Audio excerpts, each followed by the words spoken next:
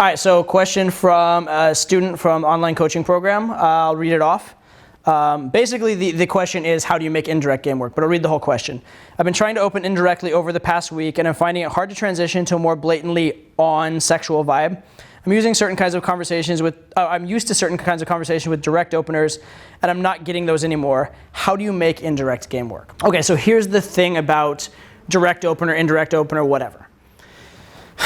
The opener is just the start of the interaction, right? Now, yes, if you open directly, you have created a premise. You have created a start to the interaction that, it's going to lead to usually a direct set, right? So direct opener, direct set. If you tell a girl you're interested from the first moment, it's already out there that you're interested, and now you're having an interaction from the frame and from the premise that you are interested.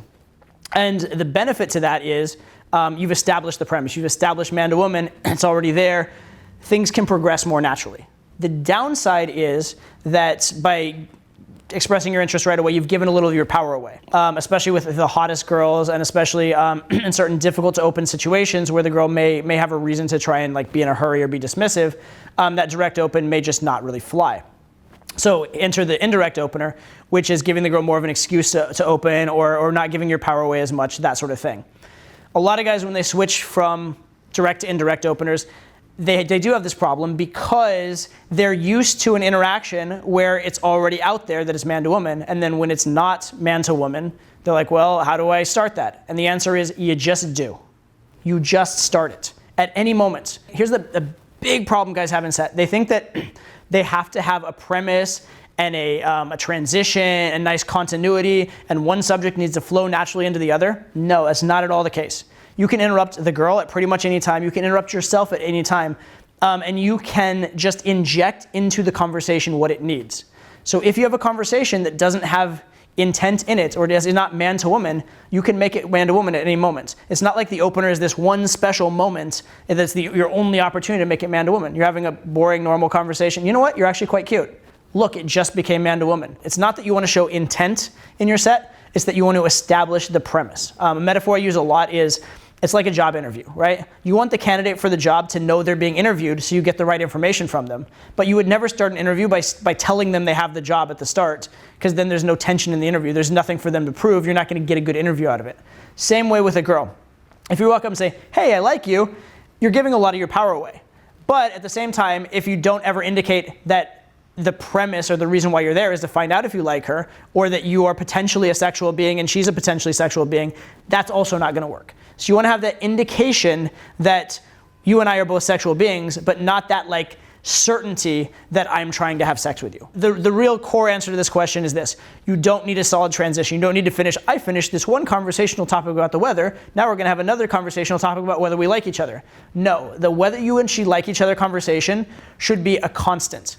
It should be this sort of topic in the background that exists always. It's always there, it always exists, and you can always go back to it.